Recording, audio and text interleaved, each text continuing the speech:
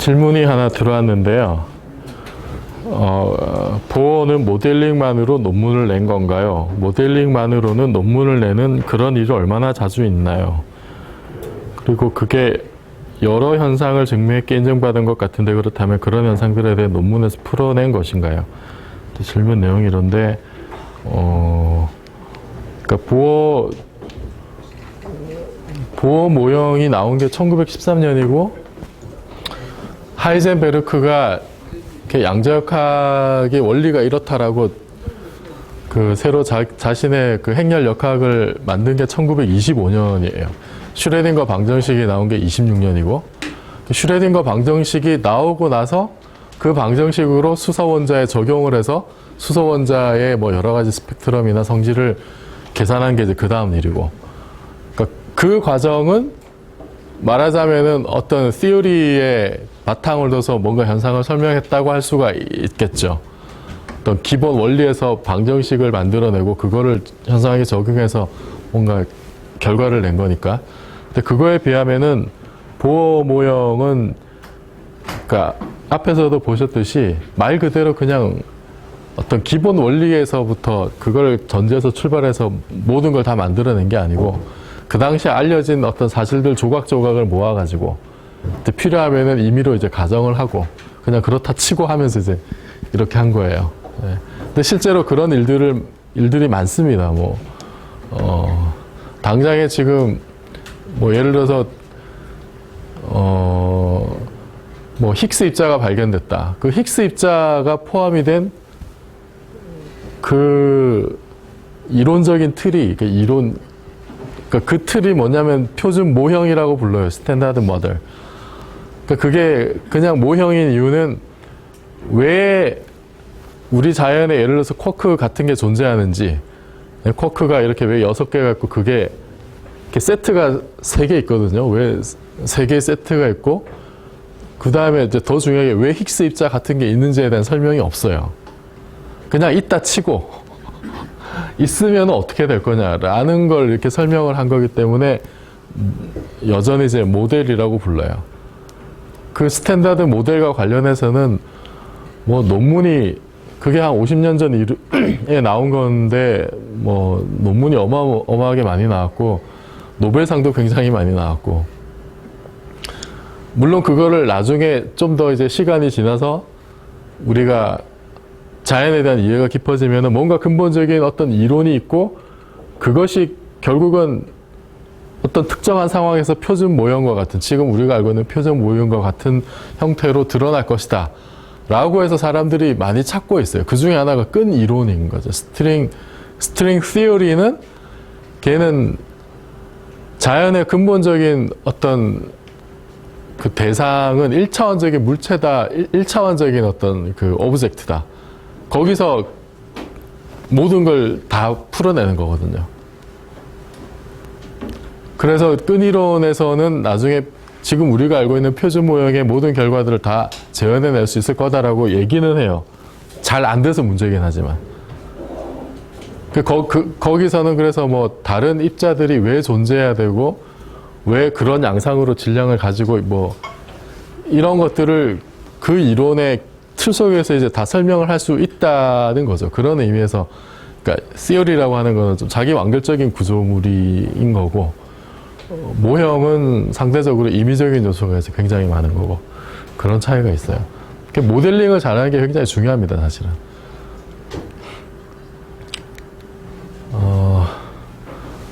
그래서 지금 이제 알아볼 게 흑체 복사인데,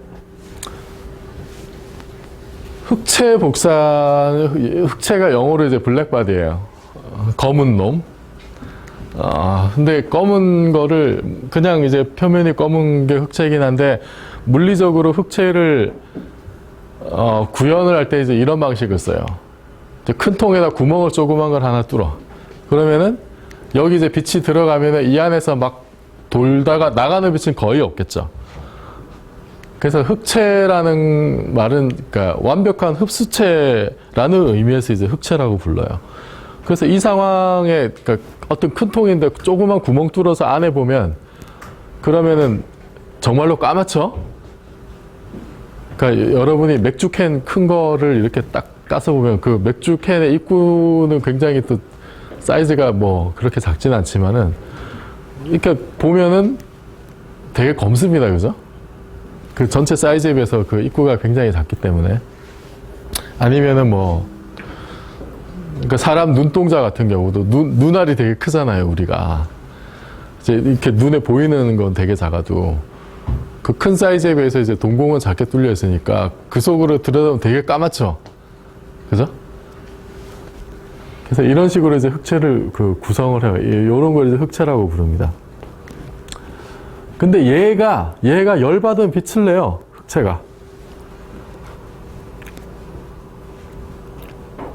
그럼 열받으면 대충 뭐 다 빛을 내죠?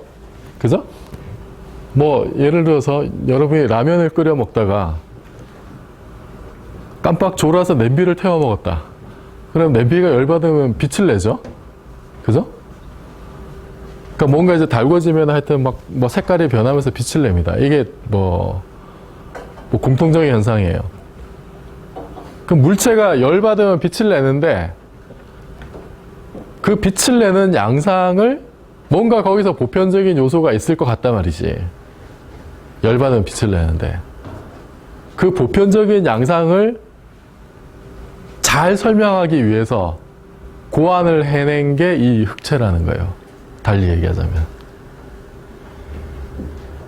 그러니까 열받으면 빛을 내는 어떤 이상적인 물리적 상황이 흑채인 거예요. 그래서 흑채가 열받으면 어쨌든 빛을 내는데 그거를 흑채 복사라고 불러요. 영어로는 블랙바디 레디에이션. 레디에이션이라는 말은 그냥 빛을 내는 걸 레디에이션이라고 그래요. 그거를 복사라고 그래, 빛을 내면. 일반적으로 빛뿐만 아니라 임의의 입자들을 다 방출하면 그게 레디오 액티비티예요. 방사능. 그냥 입자를 쭉 그냥 어떤 형태로든 방출하면 그게 그냥 레디오 액티브고, 특별히 구분을 해서 이제 빛을 내는 거를 그냥 레디에이션이라고 그냥 불러요. 흑채가 열받아서 빛을 낸다. 그게 흑채 복사예요. 그럼 흑채 복사를 하는 게 요게 이제 이때 이게 아주 이상화된 상황이기 때문에 이때 빛을 내는 양상이 이제 나중에 보면 알겠지만 이게 온도에만 의존합니다. 이게 모양이나 이런 다른 데 전혀 관계가 없고, 이게 얘가 이렇게 그 열을 받아서 그 내부가 열적 평형 상태가 되면은, 그러면 그 안에 전자기파가 가득한데 그 전자기파가 내는 어떤 그 에너지의 양상을 쭉 보면은 그게 이 열적 평형 상태에 도달한 어떤 온도에만 의존을 하게 돼요. 그게 이제 보편적인 어떤 성질을 갖는다는 거지. 그래서 이 흑채 복사, 그러니까 흑채 복사의 흔한 예 중에 하나가, 그러니까 태양이 빛을 내고, 그래서 색깔이 뭐 온도가 뭐 몇천 도인데 뭐 색깔이 어떻고 하는 것도 사실은 다 흑채 복사, 거의 흑채 복사예요. 별이 빛을 내는 것도 거의 흑채 복사고, 정말로 흑채라고 할 수 있는 천체 중에 블랙홀이 있죠. 블랙홀은 정말로 검잖아. 근데 블랙홀이 빛을 내요. 그게 스티븐 호킹의 제일 중요한 업적이에요. 1973년, 4년 이 무렵에. 블랙홀이 빛을 내는 거를, 그걸 이제 호킹 레디에이션이라고 불러요. 호킹 복사. 그 블랙홀이 빛을 내는 그거도 흑채 복사 일종이에요. 그리고 우리 우주 전체도 흑채예요. 그래서 빅뱅 때 처음에 우주가 굉장히 조그말 때 이렇게 대폭발로부터 우리 우주가 지금까지 지나갔다고 생각을 하잖아요. 그때 뭐 폭발이 일어나면 빛이 있을 거 아니야. 폭발의 잔해물로. 그게 우주 배경 복사라 그랬죠. 그 빛들이 그 우주라는 흑채 속에서 뭔가 열적 평형 상태에 도달한 어떤 빛에 해당하는, 그래서 걔네의 에너지 분포가 흑채 복사의 에너지 분포에 해당하는 걸로 볼 수 있어요.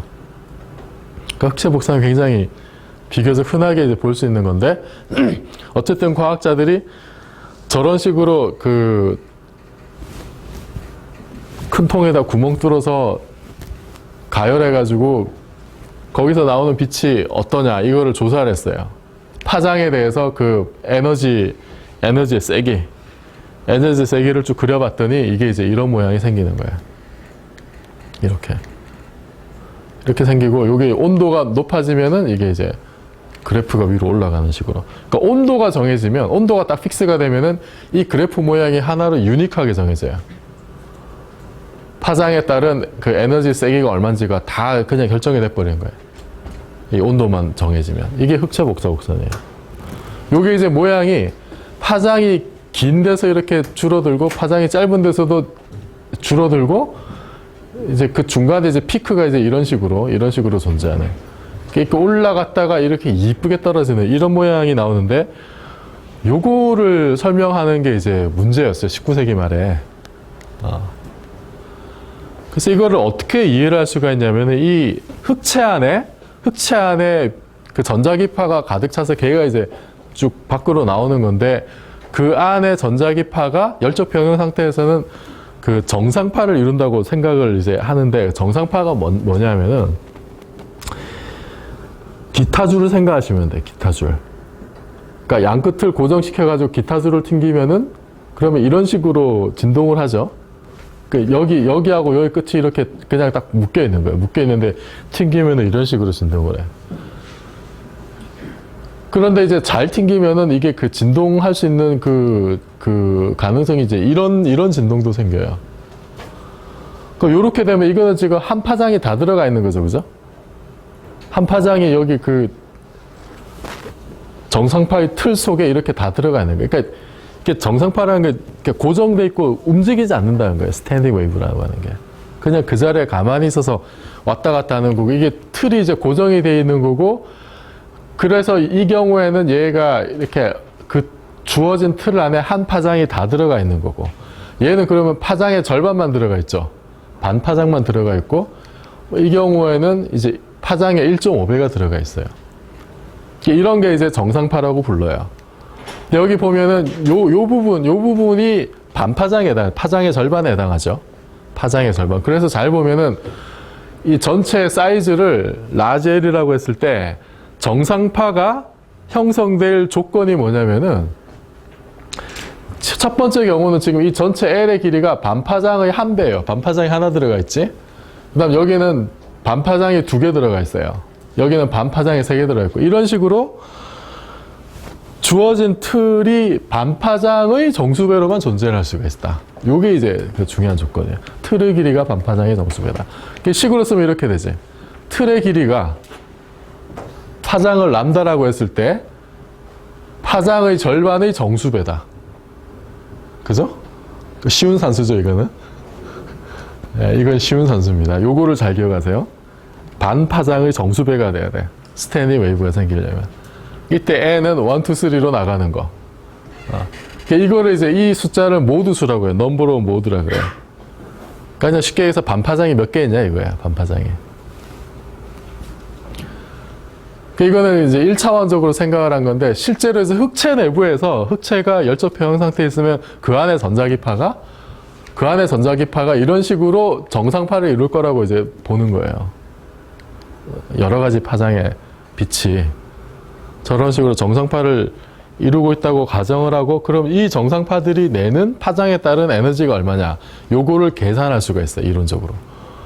그 관측한 곡선, 이렇게 이쁘게 넘어가는 곡선을 설명하기 위해서 사람들이 고전 물리학에 바탕을 해서 이거를 계산을 했어요.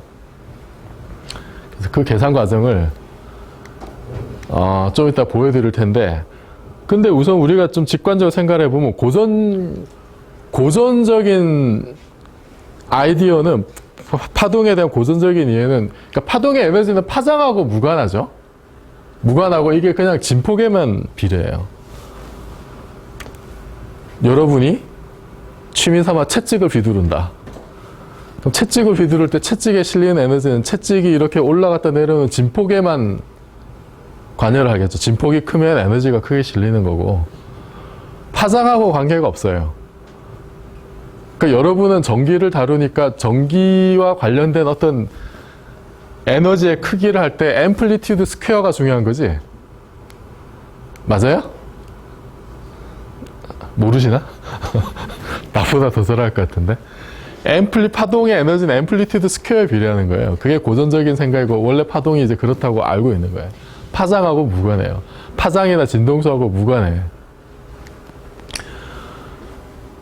그래서 이게 뭐 진폭이 이제 빛으로 치면 이제 밝기에 해당하는 거죠. 근데 지금 이렇게 얘는 이제 파장이 되게 짧잖아요. 그죠? 근데 파장이 짧으면은 그러면 짧은 파장일수록 이게 그 똑같은 사이즈 안에 이 정상파가 되게 많이 들어갈 수 있죠. 그죠? 파장이 짧으니까 얘네가 여러 개 들어갈 수가 있어요. 여러 개 들어가는데 이제 여기서 문제가 생기는 거예요. 여기서. 지금 이 전자기파의 에너지는 파장하고 진동수에 관계없이 진폭에만 의존을 하니까 그럼 파장이 짧은 놈들은 여기 지금 그 한번 오르락 내리락 하는 그 진폭에 의한 에너지가 굉장히 많이 들어가 있는 거예요. 파장이 짧으면 그 정상파 짧은 반파장이 굉장히 많아지니까. 그래서 짧은 파장의 빛이 무한히 큰 에너지를 방출할 거라고 예상을 할 수가 있어. 지금 얘가 이 짧은 파장이 내는 에너지는 어쨌든 진폭에만 관계를 하고, 그럼 얘가 진폭이 꽤 크다고 생각을 해봐요. 근데 이 큰 진폭의 반파장들이 지금 뭐 수천 개 이렇게 막 들어가 있는 거예요. 이게 파장이 짧으니까. 그럼 그 각각이 큰 에너지를 계속 내겠죠. 그럼 나이브하게 생각해봐도 뭔가 짧은 파장의 빛은 굉장히 많은 에너지를 낼 것 같아. 지금 이 상황에서는. 그죠? 정성적으로 생각을 해봐도. 그래서 그러니까 이거는 존재할 수 있는 모두 수가, 그러니까 이 반파장의 그 정상파 개수가 엄청나게 늘어나니까. 그래서 지금 이런 문제가 생길 거예요. 그렇게 예상이 돼. 짧은 파장에서 에너지를 굉장히 한없이 크게 낼 거라고 짐작이 되는 거예요. 근데 이거는 상식적으로 생각해서 좀 말이 안 되지. 왜냐하면 흑체가 가지고 있는 에너지가 유한하잖아. 그죠? 그래서 뭔가 이런 접근법은 뭔가 모순이 생길 것 같다는 직감이 들 수가 있어요. 그래서 이제 실제 계산을 어떻게 하냐면은 흑체 복사의 이제 에너지 밀도 분포를 어떻게 계산하냐면은 지금 우리가 하고 싶은 게 뭐냐면은 특정한 진동수, 그러니까 뭐 파장이나 진동수 역수 관계니까 하나가 정해진 다른 거 정해지는 거예요. 진동수가 이렇게 뉴로 정해진 진동수가 뉴라고 고정이 돼 있어요. 거기서 이제 약간 디뉴라고 이제 데비에이션이 있는 그 폭 사이에, 그러니까 그냥 이건 진동수가 뉴라고 하는 그 빛의 그 에너지 밀도를 그냥 이제 정한, 그러니까 파장이 정해졌을 때 아까 그 그래프에서 파장이 딱 정해졌을 때 그 그래프에 해당하는 그 에너지 점 하나가 얼마냐, 이거를 지금 계산하는 거예요. 그거를 계산하는 건데 이거를 어떻게 나눠서 생각하냐면은 그 진동수가 뉴인 파동의 그 모두 수, 그러니까 반파장의 개수가 몇 개냐를 세. 몇 개인지를 세고 그 각각의 반파장이 평균 에너지가 얼마인지를 이제 따지는 거예요. 그러니까 하나씩 평균 에너지가 얼마냐, 그게 몇 개 있느냐, 그걸 곱해서 이제 에너지를 재겠다는 거지. 단위 부피당. 뭐 이거는 그냥 그럴듯하죠.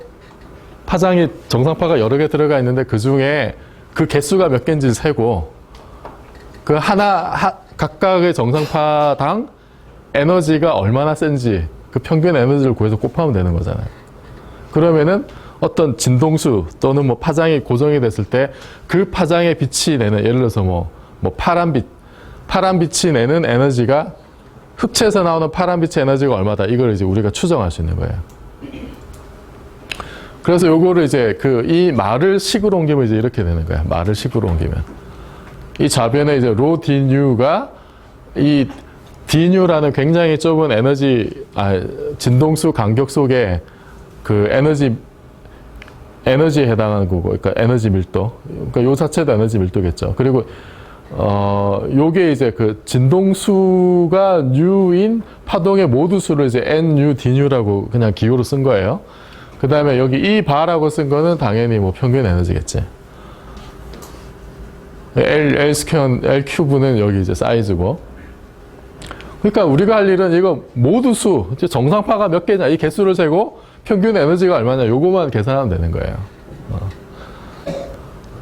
자, 그래서 이제 계산을 하는데 1차원에서 아까 봤듯이 이런 경우에 정상파가 이렇게 돼 있을 때 아까 얘기했던 게 그거죠. 틀의 길이. L이 반파장의 정수배면 돼. 반파장의 정수배. nx는 1, 2, 3 이렇게 나가는 건데, 요거를 이제 그 다르게 쓰면은, 그러니까 진동수로 바꿔서 써보면은, 진동수하고 파장을 곱하면은 그 파동의 속도가 나오죠. 그래서 뉴 람다를 곱하면 광속이 나와요. 이 관계를 이용하면은, 여기 이제 nx 모두 수를 람다로 표현을 진동수 뉴로 표현할 수가 있어요. 이렇게. 뭐 이건 간단한 한수죠. 여기서 넘겨가지고. 그러니까 여기서 보면 이 n이라고 하는 게, 그러니까 진동수가 커지면 파장이 짧아지니까 이 모두수가 커지는 거예요. 그죠? 당연하지. 지금 당연한 거를 그냥 산수로 여러분이 현혹하고 있는 거예요. 그냥. 그래서 1차원일 때 모두수는 1차원일 때 dν라는 간격 속에 있는 모두수는 이렇게 되는 거예요. dν 곱하기 2가 들어가는데, 여기 이 좌변은 그러니까 dν라는 간격 속에 있는 모두수고 정상파 개수고, 2는 이제 그 빛인 경우에 그 자유도가 2개 있어서 이거를 이제 2를 곱해주는 거예요. 그러니까 뭐 이거는 뭐 그냥 그런가 보다 하시면 돼요. 하여튼 이건 이제 1차원에서 쓴 건데, 흑체는 3차잖아. 3차원이잖아. 3차원이면 조금 복잡해져요. 그 3차원이면은 이게 이제 이 앞에서 봤던 그 모두수가 3차원적으로 존재해. nx, ny, nz가 있어요. nz가 있고, 그러면 이 3차원 nx, y, z 속에 정수점들의 개수가 몇 개냐 이제 다 세는 거예요. 그걸 이제 어떻게 세냐면 이제 요렇게 세는 거예요. 요렇게. 그 n이라는 어떤 넘버 벡터를 하나 도입을 해가지고, 그 이제 nx, ny, nz로 구성된 어떤 벡터를 생각할 수가 있죠. 그곳에 그냥 3차원적인 어떤 그 쉘을 하나 생각을 해. 두께가 dn인. 그럼 요 dn 두께 속에 이게 그 공껍질이죠. 그러면 그 공껍질 속에 정수점이 몇 개 있느냐, 그거를 세보자는 거예요. 3차원 오브젝트니까 흑체가. 그럼 여기서는 이제 뭐 당연히 이제 nx, ny, nz 제곱한 게 이제 전체 n의 제곱이 되는 거고, 이 경우에는 이 벡터 n이 3차원적인 벡터 n이 요게 그 모두 수가 되는 거예요. 정상파의 개수. 그래서 앞에서 봤듯이 이게 L이라고 하는 한쪽 사이즈가 여전히 반파장의 정수배로 들어가 있는데, 이때 그 모두 수는 그러니까 이렇게 정의된 어떤 정수의 값을 가지면 되는 거예요. 3차원적으로. 그러면 이렇게 써놓고, 이건 이제 그 진동수로 다시 표현을 한 거고, 그럼 이렇게 써놓으면 지금 n이라고 하는 이 넘버 벡터는 진동수하고 이런 관계가 있죠. 이거는 1차원하고 똑같은 거예요. 어차피 진동수가 커지면 파장이 짧아지니까 주어진 틀 안에 이게 모두수가 무지하게 많이 들어가는 거예요. 지금. 그런데 3차원이면 이제 뭐가 달라지느냐면은 이 쉘에 그게 있잖아. 그죠? 이 쉘에 부피가 있으니까 이 쉘이 지금 요 쉘의 사이즈가 어떻게 되냐면 4파이 n 제곱의 dn이죠. 4파이 n 제곱이 이제 그 부피에 해당하는, 그러니까 건널비에 해당하고, 거기에 아주 얇은 두께 dn을 곱하면 그 부피가 나올 거잖아. 그죠? 그 볼륨에 대해서 다 생각을 해줘야 되는 거죠. 전체 개수가. 이 쉘 속에 있는 그 정수점의 개수는 이렇게 세는 거잖아. 이렇게 세는 건데, 요게 지금 4파이라고 하는 건 전방위를 다 돌린 거니까. 근데 우리가 생각한 건 뭐예요? 1, 2, 3, 4 정수점들이죠. 그러니까 자연수들. 그러니까 축 3개로 나눠진 8개의 공간 중에 여기 이쪽 nx, ny, nz가 전부 다 플러스인 놈들만 들어가니까 8분의 1이 들어가 있고. 그죠? 맞아요? 자연수만 생각하니까. 4파이는 전부 다 돌린 거고, 근데 우리는 그 중에 플러스인 쪽만 다 떼내니까 이제 8분의 1이 들어가고, 그 다음에 여기는 이제 2는 평광 때문에, 아까 봤듯이 평광 때문에 들어가 있고. 그럼 이래 놓고 이제 n을 계산하면 될 수 있어요. 요 관계로. 그러면 진동수 U에 대한 관계식이 나와요. 이렇게. 그냥 이걸 그냥 대입한 거죠. 그리고 여기 dn은 여기 계산하면 그냥 d누니까 그냥 바로 이렇게 누 제곱 d누가 돼요. 그래서 이걸 정리하면 이런 식으로 돼요. 8파이 누 제곱의 d누가 되고, 상수들이 붙고. 그러니까 여기선 지금 중요한 포인트가 뉴 제곱에 비례한다는 거. 뉴 제곱. 3차원의 모두 수가.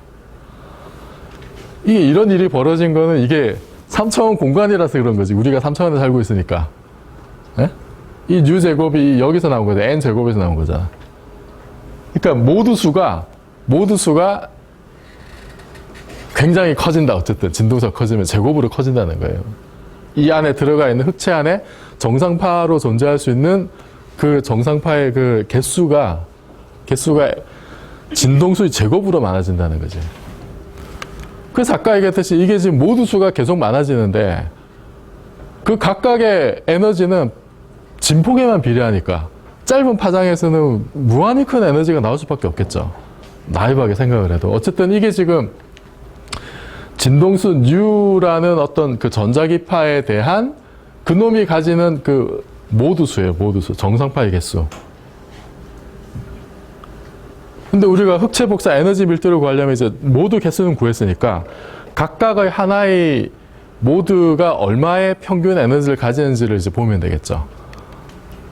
그래서 평균 에너지는 어떻게 계산하냐면 이건 이제 고전적으로 사람들이 계산한 게 이제 이래요. 그러니까 열적 평형 상태에 있는 파동이 에너지 E를 가질 확률이 요게 이제 그 볼츠만 확률로 들어가요. 이제 왜 이러냐라는 거는 뭐 조금만 생각을 해보면 이게 익스포넨셜로 이렇게 감소하는 게 이게 이제 키포인트인데 그거는 좀 뭐 확률로 따져보고 하면 이렇게 나와요.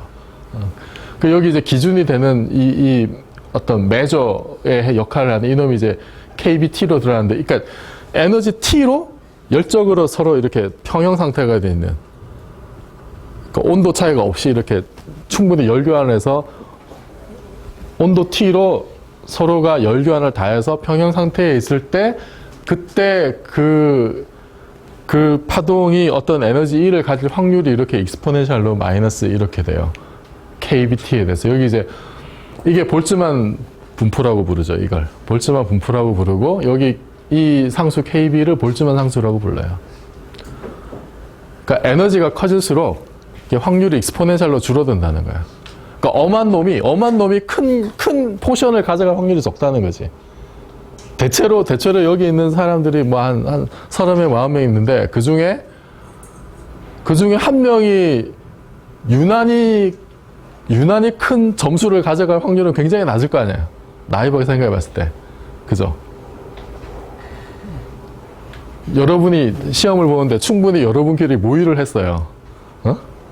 짜고 치는 고스톱을 했는데 그 중에 한 명만 굉장히 높은 점수를 받을 확률은 무지하게 낮을 거 아니야. 충분히 정보 교환이 됐으면. 그죠? 이제 그런 의미에서 이게 익스포넨셜로 이렇게 굉장히 작게 나오는 거예요. 그럼 요게 이제 확률이니까, 에너지를 가진 확률이니까 이걸로 평균을 구하는 거는 이렇게 구하면 되죠. 그죠? 이게 확률의 기본이죠. 평균, 확률의 이게 노멀리제이션이지. 노멀리제이션을 하고 여기 에너지의 평균이니까 에너지에다가 확률을 곱해서 적분을 하면 돼. 맞아요? 이게 고전역학적으로 평균 에너지를 구하는 거야. 이거는 그냥 쉬운 거죠. 이거는 우리가 보통 평균 구하는 거랑 그냥 똑같은 거예요. 평균 구하는 거랑. 여러분이 무슨 복권 샀을 때 기대값 구하는 거하고 똑같은 거예요. 단지 연속적으로 적분했을 뿐이지. 근데 이 계산은 되게 쉽죠. 이거는 익스포넨셜의 익스포넨셜의 1차에 대한 적분이니까 이거는 고등학생들도 하는 적분이죠. 그죠? 그러니까 분모는 암산으로 하면 그냥 KBT가 나오지. 그죠? 무한대일 때 제로고 제로일 때 1이니까. 맞아요? 분자는 여기 E가 하나 더 있으니까 이게 이 개수의 제곱이 튀어나와요. 그죠? 이거는 이제 부분 적분해야 되지. 맞아요? 부분 적분이 뭔지는 아시죠? 그죠? 그냥 한 번 부분 적분하면은 뭐 이게 이제 이 개수의 제곱이 나와요. 그래서 평균 에너지가 KBT가 되는 거예요. 그냥 온도만 정해지면은 그 온도에 상응하는 에너지를 똑같이 다 가지고 있는 거예요. 평균적으로. 그래서 이거를 그 에너지 등분배 법칙이라고 불러요. 열적 병행 상태에 있으면은 어떤 놈이나 다 가지고 있는 에너지가 그 시스템 속에 있는 개별 입자들이 가지는 평균적인 에너지가 이제 이 정도라는 거예요. 온도에만 딱 비례하는. 그럼 이제 다 구했지. 다 구했어요. 흑체 복사에 대해서 이제 고전적인 결과가 어떻게 되냐면은, 계산 결과가 이거였잖아요. 에너지 밀도가 모두 수에다가 평균 에너지를 곱하면 되는 거죠. 근데 이 방금 봤듯이 평균 에너지는 kBT고 모두 수는 아까 U 제곱에 비례하는 U 제곱 dU 이렇게 들어갔죠. 나머지는 그냥 상수고. 그래서 요거를 그냥 때리면 그냥 심플하게 이렇게 되는 거예요. 88 kBT의 U 제곱. 그러니까 이거는 지금 진동수에 대해서 여전히 제곱으로 그냥 커지는 거예요, 에너지가. 근데 이걸 이제 파장으로 보려면 어떻게 하느냐. 파장은 누 람다가 이제 C니까, 이제 D 람다 속에 있는 에너지를 구하려면 이제 이 양변을 이렇게 미분해가지고, 그러면 이 부호는 사실 상관없죠. 이게 그 적분할 때 위아래가 바뀌는 거니까 부호는 상관하지 말고, 그렇게 써보면은, 그 람다에 대한 식은 이렇게 바뀌어요. 파장에 대한 식은. 람다 4승분의 1로 이렇게 돼요.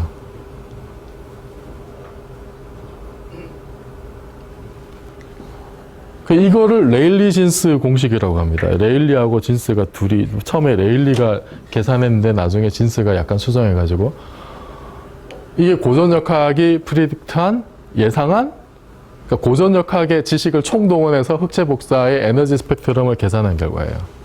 이거는 딱 봐도 람다 4승분의 1이니까 람다가 0으로 갈 때, 파장이 짧아질 때 문제가 생기죠. 무한대가 된단 말이에요, 이거는. 그래서 그래프를 그리면은 이 레일리-진스 예측은 람다 4승분의 1이기 때문에 파장에 대해서 그리면은 이게 이렇게 올라가요. 4승분의 1로. 그래서 그래서 이거를 이제 파장이 짧아질수록 진동수가 커지는 건데 방출 에너지가 무한히 커진단 말이야. 아까 처음에 정성적으로 예측했던 결과가 그대로 나온 거예요, 지금. 그래서 이거를 그 UV 캐타스트로피라고 불렀어요. 자외선 파고. 뭔가 사단이 난 거지. 실제 흑체 복사 곡선이 이렇단 말이에요. 실제 복사는. 짧은 파장에서 이렇게 이쁘게 넘어가야 되는데, 고전적인 계산에서 이게 그냥 이렇게 무한대로 올라가 버리니까, 파장이 짧은 데서 설명이 안 되는 거예요. 그래서 이거를 UV 캐타스트로피라고 불렀어요. 근데 그 당시에는 이거를 아주 심각한 문제로 생각 안 했어요. 뭐 어떻게든 해결이 될 거라고 생각을 해서 뭐 존 펠튼가 그 아저씨가 이제 20세기 넘어가면서 뭐 우리가 해결해야 될 문제가 뭐 다 해결했고 한두 개 있는데 그 중에 하나가 이거다라고 이제 얘기를 했던 거예요. 이 문제. 그래서 이거를 해결한 게 플랑크입니다. 막스 플랑크. 이거를 해결한 공식을 발표한 날이 이게 1900년 12월 14일. 20세기를 며칠 앞둔 그 시점에 이제 이걸 발표한 게 묘하게도 참. 그래서 흑체 복사 곡선이 나온 거를 거의 이제 그냥 양자역학의 시작이라고들 많이 얘기를 해요. 그게 묘하게 이제 20세기에 출발하고 거의 일치합니다. 그래서 플랑크는 이제 어떻게 해석했냐면 이게 핵심이야. 큰 진동수의 빛을 만들기 위해서는 큰 에너지가 필요하다. 이게 이제 가정이에요. 고전역학에는 이런 게 없죠. 고전적인 사고에서는 파동의 에너지는 그냥 진동수랑 파장 관계없고 진폭에만 관계를 해요. 진폭. 파장이 짧든 길든 상관이 없다고, 에너지가. 근데 플랑크 입장에서는 아까 그 레일리-진스의 문제가 뭐였냐면은 파장이 짧을 때 모두수가 급격하게 늘어났잖아. 모두수가 늘어났는데 그 급격하게 많은 모두수 각각에 대해서 언제나 똑같은 KT라고 하는 똑같은 에너지가 주어져 있기 때문에, 그게 가능했기 때문에 모두수가 급격하게 늘어나서 에너지가 무한대로 나온 거잖아요. 그럼 만약에 정상파가 가지는 에너지가 진동수와 무관하지 않고 진동수가 커질 때, 그러니까 파장이 짧아질 때, 그때 에너지가 무지하게 커야 된다. 파장이 짧은 놈이 에너지가 커지면, 그러면은 주어진 에너지 속에서 흑체 투입된 에너지가 있을 텐데, 주어진 에너지 속에서 짧은 파장을 가진 놈은 만들어지지 않을 거잖아. 내가 에너지를 100을 가지고 있는데 예를 들어서 파장이 짧은 애는 걔를 만들려면 에너지가 1000이 필요하다. 그럼 그런 파장은 못 만드는 거잖아요. 그러니까 짧은 파장은 어느 정도 이상 파장이 짧은 애들은 이게 만들어질 가능성이 줄어들 거라고. 확률적으로. 모두 수는 여전히 많을지 모르겠지만은 그런 정상파를 만드는데 에너지가 너무 많이 투여가 되면은 그런 정상파는 흑체 안에서 만들어지지 않을 거란 말이에요. 맞아요? 그러니까 진동수가 큰 빛을 만들기 위해서 높은 에너지가 필요하면은 해결이 될 기미가 보이는 거예요. 그래서 이 말을 식으로 옮기면 이렇게 되죠. 진동수가 크면 에너지가 크다. 그거를 그냥 아주 심플하게 가장 간단한 형태로 무슨 복잡한 익스포넨셜도 아니고 네? 가장 간단한 폴리노미얼 중에 제일 간단한 1차 함수를 써서 에너지가 진동수에 비례한다. 그냥 이렇게 쓴 거예요. 그 비례 상수를 h라고 놓은 거고. 그래서 이게 플랑크 상수가 된 거야. 얘는 진동수고. 그러니까 이거는 고전적하게 없던 얘기예요. 무슨 파동 에너지가 진동수에 비례해. 그런 건 없는 거라고. 그런데 하여튼 이 자외선 파국을 해결하기 위해서 그러려면 파장이 짧은 애가 걔가 생기기 위해서 큰 대가를 치러야 된다. 이제 이렇게 가정을 한 거죠. 그걸 그냥 식으로 쓴 게 이거예요. 그런데 고전적인 상황에서는 진폭이 파동이 이렇게 있으면 파장이 이제 고정됐을 때 파동이 이렇게 진폭이 이렇게 있으면은 이 진폭이 에너지를 준다 그랬잖아요. 그럼 이 에너지가 임의 값을 다 가질 수 있지. 여러분이 얼마나 채찍을 세게 휘두르냐에 따라서 이게 커질 수도 있고 작아질 수도 있고 이 값을 임의로 다 가질 수가 있어요. 근데 플랑크는 파장이 이렇게 딱 정해지면은 그 파장에 상응하는 어떤 에너지가 있고 에너지가 있는데 그 정상파는 이제 이 에너지의 정수배만큼 덩어리져 있다라고 이제 가정을 하는 거예요, 이게. 그러니까 굳이 예를 들자면 파의 진폭이 임의의 값을 이렇게 다 가지는 게 아니라 특정한 값만 뭐 이 값의 정수배 이렇게 있거나 이런 식으로만 정수배로만 띄엄띄엄 존재한다고 가정을 한 거예요. 요 양의 정수배로만. 그래서 이거를 달리 쓰면 이제 이렇게 되죠. 정상파의 에너지가 hnu의 정수배다. 여기 n은 0, 1, 2, 3고. 그러니까 이렇게 세팅을 해놓고 다시 계산을 한 거예요. 그래서 고전역학에서는 파동의 에너지가 진폭에만 비례하지 뭐 파장이나 진동수하고 전혀 관계가 없습니다. 이게 결정적으로 다른 지점이에요. 그래서 이걸 가지고 어떻게 그러면 자외선 파국을 해결했느냐. 이 핵심이 이제 적분이 더하기로 바뀐 거예요. 이 참 아주 놀라운 변화인데 이렇게 되면은 평균 에너지가 그 모두 수는 똑같아. 정상파의 그 진동수가 뉴로 결정이 됐을 때 그 뉴에 해당하는 정상파의 개수, 그건 아까 봤듯이 똑같아요. 뉴 제곱 d 뉴 이렇게 들어가요. 그건 똑같은데 어디서 차이가 나냐면 이 평균 에너지에서 차이가 나요. 평균 에너지가 아까는 연속적으로 적분이었죠. E에 대해서 볼츠만 팩터에 대해서 적분으로 그걸 다 구했는데 이제는 이게 0, 1, 2, 3로만 존재하니까 이게 이제 정말로 확률에 대한 더하기로 들어간 거예요. 에너지가 NHNU니까 이게 지금 여기에다가 확률을 곱한 게 이게 이제 기대값이 되죠. 분모는 노멀리제이션이고. 네? 그러니까 적분이 더하기로 바뀌었는데 이 변환이 이게 정말로 혁명적인 더하기가 된 거예요. 이 더하기가. 적분을 하지 않고 더하기를 한 게. 근데 계산의 편의를 위해서, 그러니까 고전적인 거하고 비교를 해보면 이제 이 적분이 이렇게 이제 서메이션으로 바뀐 거예요. 네? 그러니까 여기 E가 연속적으로 변하는 즉시 HNU의 정수배로 이렇게 쭉 바뀌는 건데, 계산의 편의상 KBT분의 1을 그냥 베타라고 놓으면, 이거는 지금 우리하고는 상관없는 상수니까 보통 베타라고 놓고 계산을 해보면 이놈이 분자, 분자가 이게 NHNU의 베타이고 이게 익스포넨셜이고 NHNU인데 이게 보면은 그냥 이 익스포넨셜을 마이너스 베타로 미분한 거죠. 어? 마이너스 베타로 미분하면은 여기 NHNU가 튀어나오잖아. 맞아요? 여러분 이런 미분 할 수 있는 거 맞죠? 분자가 이렇게 돼요. 익스포넨셜을 베타로 미분하면 이게 NHNU가 나와. 이 에너지 값이. 그냥 트릭이죠, 이거는.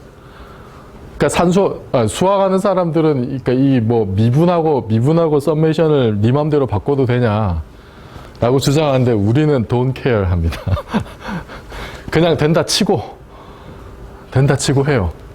그럼 이렇게 되면은 이 전체 그 평균 에너지가 어떻게 되냐면은 이렇게 되죠. 분자가 지금 그 베타로 미분하는 건데 이게 익스포넨셜 썸메이션의 베타의 미분. 분모는 그냥 익스포넨셜. 그럼 이 모양은 보세요. 똑같은 함수를 하나가 이제 분모했는데 그거를 분자에서 미분을 했어. 그럼 이 모양은 보면은 감각적으로 로그 미분이 생각이 나죠. 로그를 미분하면은 x분의 1이니까 분모로 내려가고 그걸 다시 미분한 게 올라가잖아요. 그죠? 맞아요? 이 산수는 별로 어렵지 않죠. 이거는 고등학생도 이해하는 산수죠. 이거는 썸메이션은 좀 그렇다 치고 이게 그렇잖아. 로그를 미분하면 이게 분모로 내려가고 그걸 다시 미분하면 이게 되는 거잖아. 그죠? 그러면은 이제 이 더하기를 할 거예요. 이 더하기. 이 익스포넨셜 더하기는 보세요. n이 0, 1, 2, 3로 가면 이게 2의 h누 베타가 1, 2, 1승, 2승, 3승으로 나가는 거잖아. 이게 그냥 무한 등비급수죠, 이게. 공비가 익스포넨셜 h누의 베타인 거. 그거 무한대까지 가는 거잖아. 그러니까 이거는 이 더하기는 그냥 되게 간단하게 r분의 1이야, 그냥. 그래서 결국 평균 에너지가 뭐냐면 로그의 이 1 빼기 익스포넨셜의 베타에 대한 미분으로 바뀌었어요. 뭐 최종 결과는 이거 로그 미분은 마이너스 들어가면 이게 역수분의 1이 그냥 1이 되는 거고 그거 베타로 미분하면 이렇게 되지? 그죠? 이거 그냥 미분한 거잖아. 그럼 분모로 내려오고 이거 다시 미분하면 이게 h누가 되죠. 마이너스 붙어가지고. 그래서 분자 분모 위아래 이거 익스포넨셜 플러스를 곱해주면은 이렇게 되는 거예요. 최종 결과가. 그럼 얘는 고전적인 결과하고 다르죠, 지금? KBT가 나왔는데 이거는 지금 진동수에 대한 복잡한 함수가 나왔어요. 그래서 이거를 다 때려 넣으면 여기 그 모두수는 똑같다 그랬어요. 변화가 없어요. 어차피 그렇게 그 고전적으로 카운팅한 거 그대로 써요. 그래서 이게 누 제곱 d누가 들어가는데 평균 에너지가 이렇게 달라진 거야. h누로 양자화되어 있다고 가정하고 계산 썸메이션을 해보니까 이렇게 익스포넨셜이 들어가면서 이상한 모양이 나왔어요. 그래서 이거를 그냥 합친 게 이게 플랑크 공식이에요, 그냥. 누 3승이 되고 뭐 h가 들어가고 이제 익스포넨셜이 분모에 깔려 있는. 근데 이 모양을 잘 보면 요게 이제 플랑크의 흑체 복사 곡선이에요. 이게 최종적인 모양. 흑체 복사 곡선이고, 근데 이 모양을 잘 보면 진동수가 굉장히 작을 때, 뉴 값이 굉장히 작을 때 익스포넨셜은 1 플러스 x로 근사가 되잖아. 그죠? 1 플러스 h누 베타인데 그럼 1이 없어지고 h누가 없어지면 베타분의 1이 되죠. 평균 에너지가. 베타가 kt분의 1이니까 그냥 이게 kt가 나와요. 그러니까 낮은 진동수에서는 레일리진스 결과가 리프로듀스가 돼. 스몰 누에 대해서는 이게 이렇게 리프로듀스가 돼요. 분모가 이런 식으로 돼가지고 h가 없어지고 레일리진스 결과가 다시 나와요. 그래서 실제로 여러분이 이 앞에서 보여드렸던 이거를 뭐 아까처럼 파장으로 그냥 바꿀 수도 있어요. 뭐 람다 제곱분의 1 뭐 이렇게 들어가가지고 그렇게 해서 그래프를 찍어보면은 그러면 이쁘게 넘어가는 곡선이 나와요. 정말로. 정말로 나오고, 이게 이제 얼마나 정확하냐면 아까 말씀드렸듯이 우주는 완벽한 흑체라고 말씀을 드렸는데, 실제로 그 코비라는 인공위성이 올라가서 그 우주 배경 복사를 쭉 조사를 해가지고 그걸로 파장에 따른 파장에 따른 그 에너지 덴시티를 이렇게 찍은 게 이 곡선이 이거예요. 이거하고 플랑크 곡선, 아까 보여드렸던 그 플랑크 공식, 그거하고 너무나 잘 맞아, 너무나. 자연에서 가장 완벽한 흑체 곡선이 이거예요. 실험적으로 든 게. 그러니까 어느 정도냐면은 이게 관측 오차가 이 그림에 그린 실선의 두께보다 작아요. 그래서 이거 가지고 이제 온도가 2.74K라는 걸 알게 된 거지. 흑체 복사 곡선은 T가 정해지면 곡선 커브가 하나 정해진다 그랬잖아요. 그려놓고 맞춰보니까 T가 2.74가 나온 거예요. 그래서 우주 온도가 2.74 켈빈인 거예요. 그러니까 자연 현상을 분석을 하고 거기에 대해서 새로운 이론을 내고 그것이 아주 완벽하게 자연 현상을 설명한 대표적인 케이스. 적분을 더하기로 바꿨을 때 정말 놀라운 혁명적인 변화가 나온. 그래서 저 같은 경우도 이거 처음 배울 때, 야, 이거 어떻게 단지 더하기로 바꿨을 뿐인데 어떻게 저런 신기한 일이 그런 생각이 들게 됐었어요. 아무튼 그렇게 해서 도입된 상수가 플랑크 상수예요. 정상파의 에너지가 진동수에 비례해야 된다. 진동수가 클수록 큰 에너지가 들기 때문에 정상파를 만들기 어렵다. 라는 데서 나온 그 H가 플랑크 상수고, 그럼 E가 H누니까 그 H의 단위는 줄 세컨드가 돼요. 그 진동수가 그 타임의 역수 차원이니까. 그러니까 줄 세컨드 단위로는 플랑크 상수가 10의 마이너스 34cm. 너무 작은 양이야, 이게. 이게 너무나 작은 이유는 줄이라는 단위가 너무 커서 그런 거예요. 줄은 우리 일상생활에 맞는 단위잖아요. 그러니까 플랑크 상수는 그 스케일에서 보면 너무나 작은 숫자야. 그래서 플랑크 상수가 이게 거시 세계에서 굉장히 작기 때문에 우리 일상적인 어떤 생활에서는 거의 모습을 볼 수가 없어요. 그리고 이거를 이제 2파이로 나눈 값, 2파이로 나눈 값을 관습적으로 H바라고 불러요. H바. H바가 이제 뭐 자주 나오는데 그 대략 H바는 이제 1점 얼마에 거의 1 곱하기 10의 마이너스 34승에 해당하는 게 그게 이제 H바고, 뭐 H를 쓰든 H바를 쓰든 상관없어요. 그래서 이렇게 흑체 복사를 완벽하게 플랑크가 설명을 했는데, 그런데 플랑크 자신은 그 자기가 그렇게 써놓고도 E는 HNU라고 써놓고도 그 결과, 그 의미를 굉장히 적극적으로 해석을 안 했어요. 해석을 안 했고, 나중에는 그러니까 뭐 확률론적 해석이나 이런 것도 별로 안 좋아했고, 근데 그게 어디로 이어졌냐면은 아인슈타인으로 넘어가가지고 그게 이제 크게 그 성공을 거둡니다. 그 대표적인 예가 광전효과예요. 광전효과. 광전효과는 뭔지 아시죠? 금속에 빛을 때리면 전자가 튀어나온다. 이게 광전효과예요. 제가 최근에 지름신이 내려서 지른 카메라가 이건데, 디지털 카메라는 다 이거죠. 빛이 금속판을 때려서 전자가 나오는 그거 시그널을 뭐 이미지 프로세싱, 이미지 엔진을 달아가지고 보여주는 게, 그게 디지털 카메라예요. 그러니까 어쨌든 뭔가 광학적인 정보를 전기적인 정보로 바꾸는 건 다 이거예요. 다 광전효과.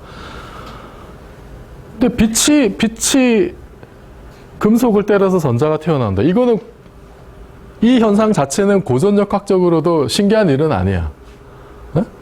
이건 마치 여러분이 모래판에다가 채찍을 휘둘러서 그 모래가 튕겨나가잖아요. 그런 거랑 똑같은 거예요. 어쨌든 파동이 에너지 전달할 수 있으니까. 빛이 파동이고 고전적인 파동으로 해석을 해서 이거를 뭐 설명 못하는 게 아니에요. 전자가 튀어나오는 거를. 그런데 문제는 어디냐면은 항상 이 문제는 디테일에 숨어 있는데, 금속에서 나오는 전자 개수를 이제 그 쪼여진 빛의 진동수에 대해서 그래프를 그려봤더니 이제 이런 식의 약한 빛에 대해서는 이렇고 강한 빛에 대해서는 이런 식의 분포를 보이더란 말이지. 이게 지금 전자가 튀어나오는 개수가 이게 뭔가 문턱 값이 있어가지고 진동수에 대한 스레숄드가 있더란 말이에요. 요게 이제 사람을 괴롭게 만든 거예요. 그러니까 아무리 센 빛을 쏘여도 빛을 세게 쪼여도 진동수가 낮으면은 그러면 전자가 하나도 안 나오더라는 거예요. 이게 고전역학적으로 해석이 안 되는 거예요. 채찍을 세게 휘두르면 전자가 튀어나와야 될 거 아니에요, 어쨌든. 그런데 그 빛을 내가 얼마나 세게 쪼여졌느냐, 이거하고 상관이 없더라는 얘기지. 진동수가 낮으면. 그러니까 뭔가 진동수가 크리티컬한 역할을 한다는 거예요. 그리고 아무리 약한 빛을 쪼여도 진동수가 크면 전자는 튀어나와. 대신에 개수는 작죠. 약한 빛이 센 빛에 대해서. 튀어나오는 전자의 개수는 작지만 하여튼 전자가 나오긴 나와요. 그리고 진동수가 클수록 전자의 에너지도 증가했고, 그러니까 튕겨나오는 전자가 큰 에너지로 나왔고, 일단 전자가 방출되기 시작하면 세기가 셀수록 방출되는 전자의 개수도 늘어나고, 이게 고전적으로 빛이 파동이고 그 파동이 가지는 에너지가 진폭에만 비례하는, 이런 걸로는 도저히 이게 해석이 안 되는 거예요. 진동수에 대한 튀어나온 전자의 개수와 전자의 에너지, 이런 게. 그래서 요거를 이제 해결한 것이 아인슈타인이 그 플랑크의 그 가정을 가지고 옵니다. 그걸 광량자 가설이라고 불러요. 광량자 가설. 빛이 가지고 있는 에너지가 hnu의 정수배로 존재한다는 거. 그래서 빛이 마치 하나의 알갱이처럼 운동한다는 게 이게 이제 혁명적인 발상의 전환인 거예요. 마치 입자처럼 운동을 하는데 각각의 빛 알갱이, 이걸 이제 광자라고 불러요. 나중에 포톤이라고 하는 거. 그래서 이 포톤이 hnu만큼의 에너지를 가지는 거예요. 그러니까 파장이 정해지면, 그러면 그 파장에 의해서 이놈이 가진 에너지가 그냥 픽스가 되는 거야, hnu로. 그리고 이 광자와 전자가 탄성 충돌한다고 보는 거야. 당구공 때려내듯이.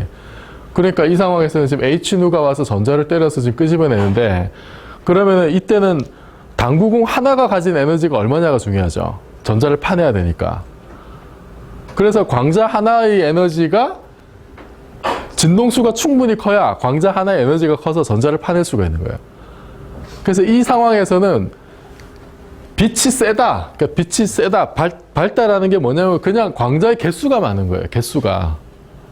개수가 많고, 빛 에너지가 크다는 게 광자 자체의 에너지가 크다는 거고. 그러니까 뭐냐면은 당구공을 수백 개를 던져도 각각의 당구공의 에너지가 크지 않으면 전자가 튀어나오지 않는다는 거예요. 그죠? 이렇게 지금 전자를 두들겨 파내는 이놈의 에너지가 개별 에너지가 작은데 그거를 수백 개 때려봐야 뭐 하겠어. 그래서 진동수가 낮을 때는 아무리 빛을 세게 쪼여줘도, 그러니까 광자를 아무리 많이 두들겨도 전자가 안 나오는 게 그런 이유라는 거예요.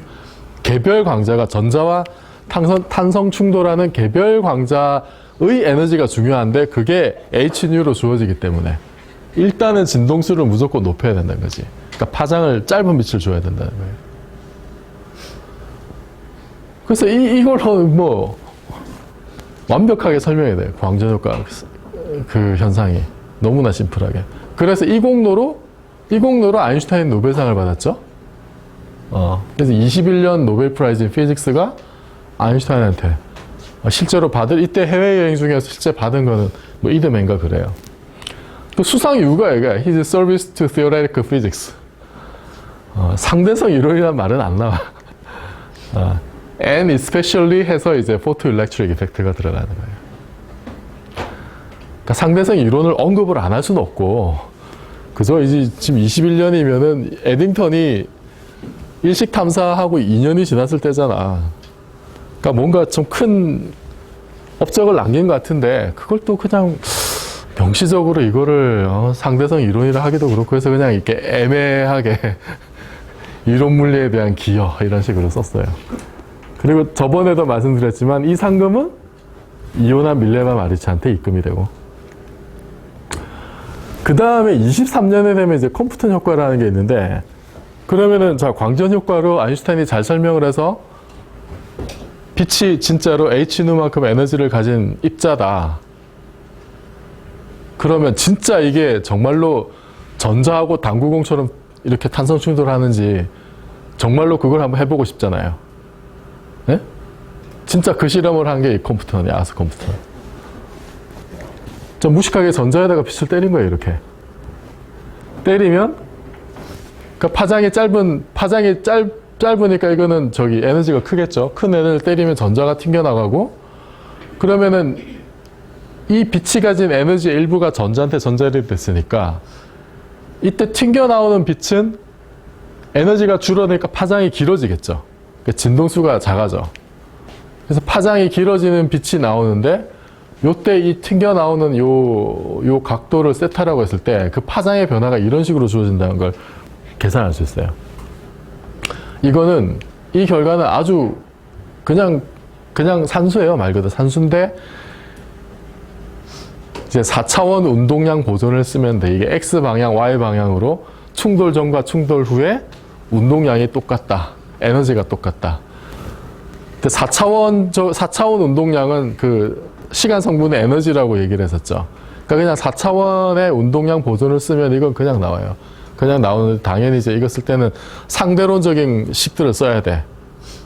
그러니까 에너지가 2분의 1 mv제곱 이런 게 아니고 E제곱, E제곱, C제곱, 이제 P제곱, C제곱, M제곱, C 4제곱 이런 식으로 상대론적인 결과가 있었죠.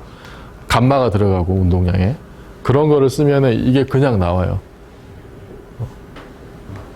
그래서 실제로 이 예측한 대로 이 결과를 얻었어요.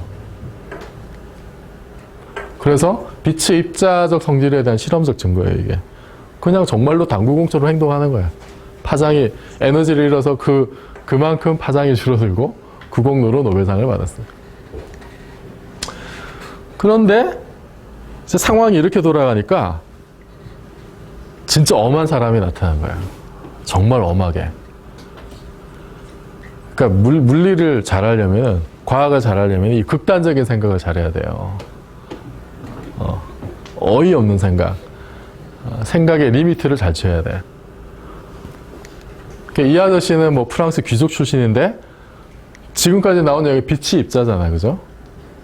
그러면은 당연히 어떤 좀 이상한 애들은 그러면은 입자도 파동일 거라고 이제 예측을 할 수가 있죠. 아니, 수백 년 동안 파동이라고 믿어왔던 빛이 입자라면, 그럼 수천 년 동안 입자라고 생각했던 뭐 전자 같은 거, 얘도 파동이지 않을까 라고 짐작할 수 있죠.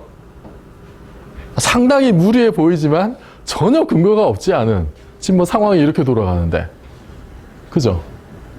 그래서 이 주장을 자기 이제 박사학위 논문을 이걸로 씁니다. 프랑스에서 1924년인데, 그러니까 여러분이 타임머신을 설계하는 과제만큼이나 어이없는 지금 그런 걸 박사학위 논문이라고 낸 거예요, 지금. 전자도 파동이 있다, 이런 식으로. 그러니까 그거 심사하는 지도 교수들이 얼마나 황당했겠어요. 여러분이 지금 오늘 내는 과제물로 가지고 학위 논문 낸다고 생각을 해봐. 교수들이 미치겠지? 뭐야 이거. 그런데 만에 하나 이게 사실이면 어떡해? 제가 여러분들 과제 채점하면서 이거 어차피 다 안 되는 건데 한데 그 중에 하나가 야 이거 진짜 괜찮은 것 같아. 정말로 어이없는 크레이지한 아이디어인데 이게 사실이면 어떡하냐고. 그래서 심사위원들이 그 드브로이 논문을 아인슈타인한테 보내요. 자존심 다 버리고. 우리 학생 중에 하나가 학위 논문을 이런 걸 썼는데 뭐 좀 약간 이게 좀 이상해 뭐 크레이지해 보이지만은 어쨌든 뭐 한번 좀 봐달라고. 아인슈타인 때 뭐 되게 뭐 노벨상도 받고 뭐 제일 잘 나가던 때니까.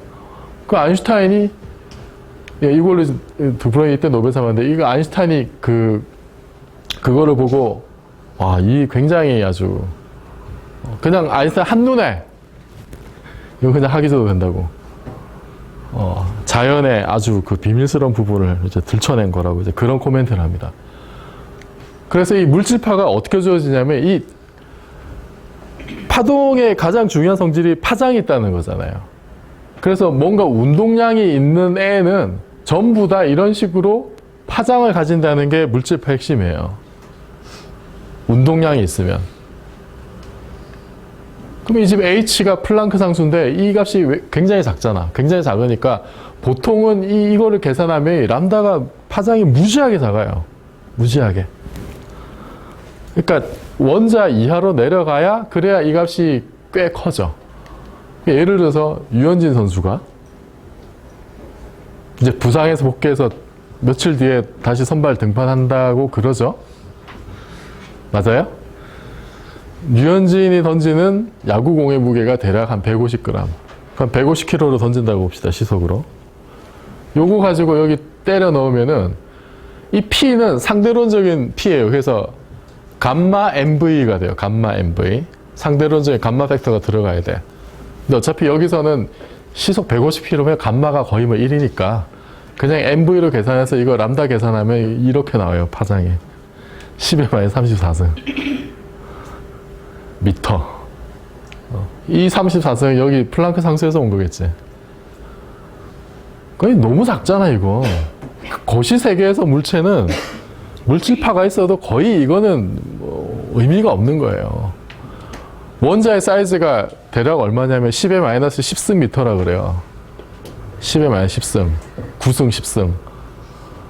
근데 원자 핵의 크기가 얼마라 해서 그 10만 분의 1이라 그랬지. 그러면 10의 마이너스 15승 미터잖아. 네? 원자 핵이, 그러니까 대략 수소 원자 같은 경우에. 양성자 사이즈가 대략 그 정도로 생각을 하면은, 그게 10의 마이너스 15승, 이건 지금 그 파장이 10의 마이너스 34승이니까,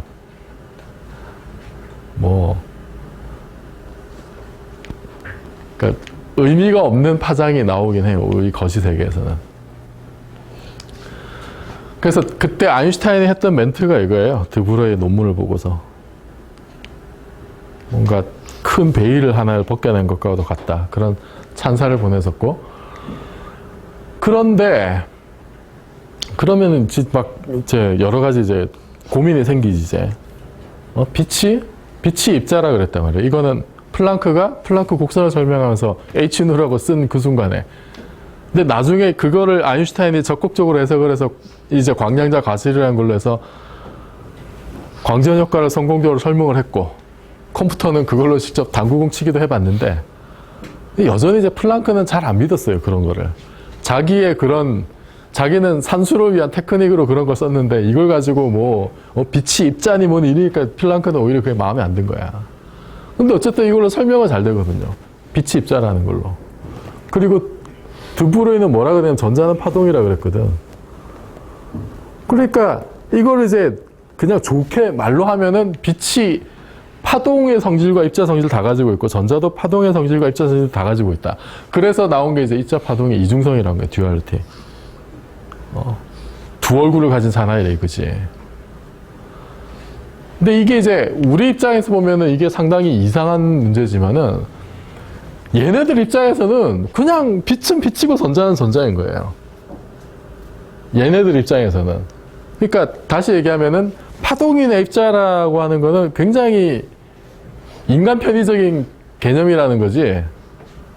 실제 이런 미시 세계에서 빛과 파동이 행동하는 양태는 우리가 거시 세계에서 우리 인간 좋으라고 만들었던 파동이라는 개념이나 뭐 입자라는 개념하고 안 맞다는 거예요. 그냥 빛은 빛이고 전자는 전자인 거예요, 그냥. 근데 그걸 우리가 거시 세계에서 익숙한 개념으로 하려다 보니까 파동적인 모습도 보이고 입자적인 모습도 보이고 그러는 거란 말이에요. 그래서 수학적으로 실제 쓸 때는 예를 들어서 전자를 양자, 장론 이런 데서 전자를 기술할 때는 입자적인 요소와 파동적인 요소가 같이 들어가 있는 걸로 이렇게 써요. 플랜 웨이브가 들어가 이 파동적 요소에 사인 함수가 들어가요. 전자를 기술하는데. 그러면은 요렇게 이제 그 물질파를 도입을 하면은 어떤 이점이 있냐면은 그러니까 한 가지 예인데 이게 아까 봤던 이제 정상파이었죠. 이게 주어진 틀에 정상파가 형성이 되면은 그러면 이 틀의 사이즈가 반파장의 정수배에 비례한다는 거. 요 아이디어를 그 원자 모형에도 그대로 적용할 수가 있어. 그래서 이렇게 예를 들어서 이게 전자의 궤도라고 해봐요. 그럼 이놈이 뭔가 물질파의 그 파동이라고 볼 수가 있는데 이 파동이 이 궤도에 맞게 궤도의 그 둘레에 맞게 이 파동 물질파의 파동이 이렇게 정상파를 이룬다고 이제 보는 거예요. 이거를 이렇게 이 기타줄 모양 이거를 이렇게 원으로 만든 거지, 원으로 만들어서 원주 전체의 길이가 전자 물질파의 반파장의 이게 이제 이게 반파장이죠.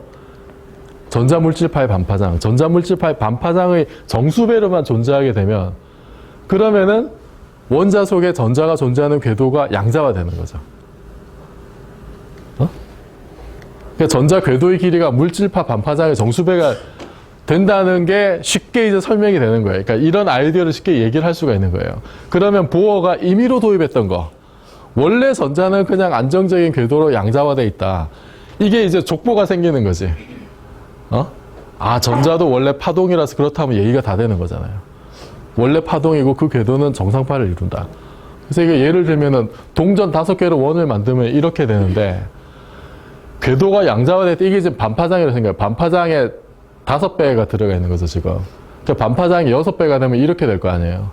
그럼 5배하고 6배는 이 사이에는 아무것도 없다는 거야, 전자 궤도가. 5배하고 6배 사이에. 그래서 이 둘 사이의 값을 가질 수가 없어요. 그게 전자 궤도가 양자화되는 양상이 이제 이렇다는 거지. 그러면 진짜 전자가 파동이냐? 파동의 핵심이 뭐예요? 파동의 핵심은 파장이 있고 진동수가 있는데 결국은 간섭 현상을 봐야 되는 거지. 그죠? 빛이 파동이라는 거를 결정적으로 증명한 게 옛날에 보여드렸던 이거 더블 슬릿 실험했잖아요. 그럼 실제로 전자가 파동이면 전자가 간섭을 일으켜야 되잖아. 그죠? 그거를 우연히 봤어, 얘네들이. 데이비슨 저머가 27년에. 완전 재수.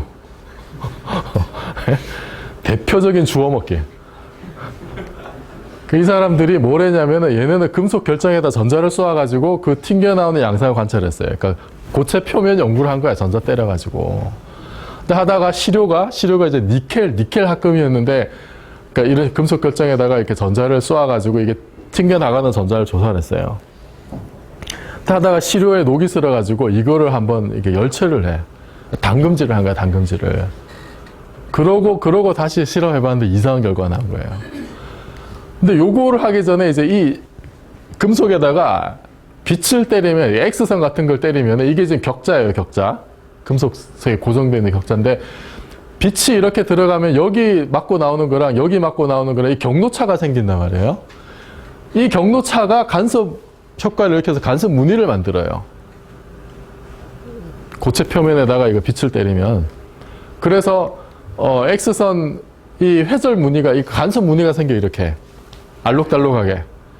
그러니까 간섭이 생긴다는 거면 중심에서 멀어졌는데 밝은 부분이 있다는 거죠. 입자는 그렇지가 않잖아요. 입자는 주변에서 멀어지면 계속 존재 확률이 없어지는 거잖아요. 그죠? 분포가 이렇게 없어지는데 간섭이 일어나면 중심에서 멀어졌는데도 보강 간섭이 생겨서 밝아지는 부분이 있는 거지. 그래서 이게 이제 밖으로 가는데도 밝은 링이 보이는 거예요. 이게 빛으로 X선을 때렸을 때, 금속에 때렸을 때 얻은 결과 중에 하나인데, 데이비슨 저머가 담금질을 한 다음에 전자를 때려서 얻은 그림이 이거야. 정확하게 이 사진 아닌데 하여튼 이런 그림을 얻은 거예요. 그러니까 이 핵심이 뭐냐면 중심에서 굉장히 벗어난 각도에서 전자가 많이 나온 거예요. 예상보다.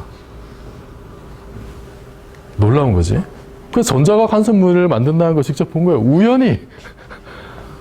괜히 이렇게 시료를 한번 담금질을 했더니. 그래서 그걸로 37년에 노벨상을 받아요. 정말 재수. 운이 좋아야 돼, 하여튼. 그래서 이게 이제 시료를 열처리하는 과정에서 이게 결정이 재배열되면서 그 결정의 사이즈가 전자의 물질파의 파장하고 비슷해져서 이런 간섭을 보게 된 거예요. 정말로 운 좋게. 근데 이 비슷한 시기에 G.P. 톰슨이라는 조지 톰슨 이 아저씨도 비슷한 시기 28년에 이 사람은 이제 의도된 실험을 해. 이게 J.J. 톰슨의 아들이에요. 그러니까 이 아저씨는 데이비슨 점하고 독립적으로 전자를 때려가지고 실제 전자가 회전하는 그 무늬를 봤어요.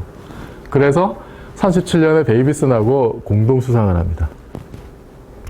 이게 이제 28년의 일인데, 요거를 보고 이제 사람들이 그런 얘기를 했어요. 아버지 톰슨은 전자란 입자를 발견해서 노벨상을 받았고, 아들은 그게 파동이라는 거를 관측해서 또 노벨상을 받고. 네.